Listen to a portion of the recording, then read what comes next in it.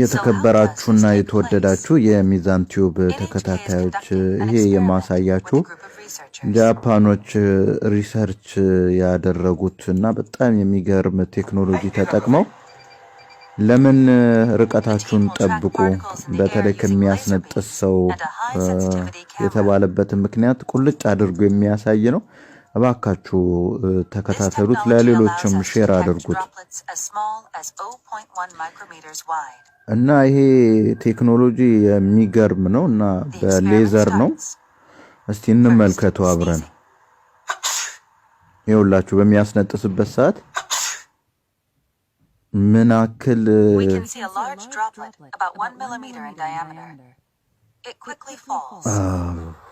ምን አክል ቫይረሶችን ይኸውላችሁ ካፉ እንደሚወጣ ያያችሁ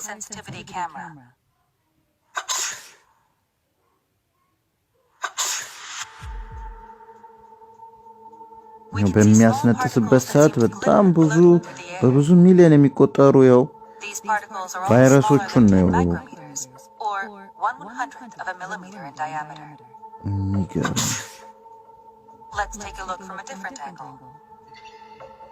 አያችሁን በተለያየ አቅጣጫ ያዩት ነው ምን አክል ርቀት እንደሚጓዝ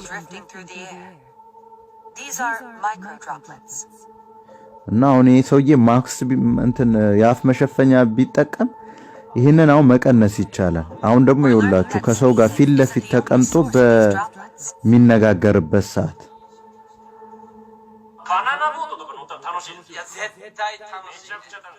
We ran the same experiment on a close-range conversation. People generate a lot of microdroplets when they talk loudly. ይኸውላችሁ ጮክ ብሎ በሚናገርበት ሰዓት የሰው ልጅ በጣም ብዙ እንትኖች ካፉ ይወጣሉ። The droplets between these two stay where they are. They don't drift away. የሚገርም ነው። አልቀን አይደል እንዴ? It's not yet known what volume of microdroplets leads to infection. But Tatada says we can't rule out the possibility that microdroplets have spread the virus to some extent. そのマイクロ飛沫の小さな粒子の中にもたくさんのですね生きたウイルスがいて大きな声での会話あるいは激しい息遣いそういった中でですねこのマイクロ飛沫ができてそれが近くの人その人が吸い込むことによって感染が広がるそういったリスクが見えてきたものと思います。The risk of infection through microdroplets becomes even greater in a closed space with poor ventilation. አሁን ደግሞ ሰው ተሰብስቦ በሚነጋገርበት ሰዓት የሆነ አንድ ክፍል ውስጥ አንድ ቦታ አንድ አካባቢ ላይ ይኸውላችሁ 10 ሰዎች ናቸው እዚህ ስር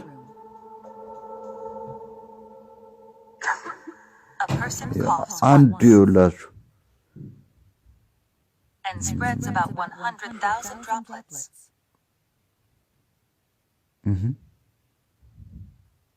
Large droplets are shown in blue and green.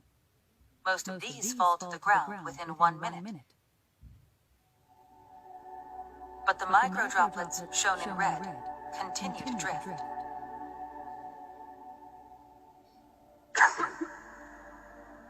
This simulation uses only microdroplets.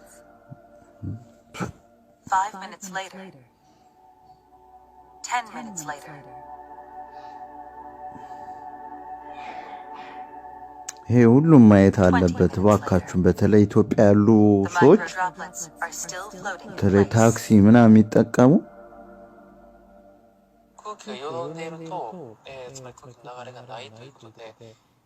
マイクロ飛沫そのものは落ちたり、違う場所に動くことはできませんので、長時間その場所にとどまるということになります。But there is a way to prevent the stagnation of microdroplets. Opening windows and increasing air circulation is believed to be effective. ይሄ ደግሞ እስቲ የተከፋፈተ ቦታ ነው እስቲ እንይ ደግሞ When you open a window,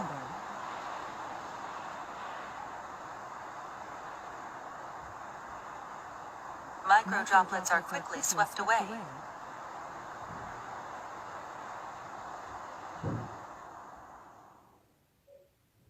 They're very small and light, so any airflow will get rid of them.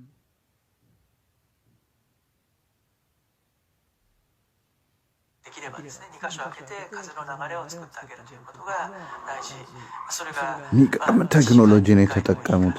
ሱብሃንአላህ።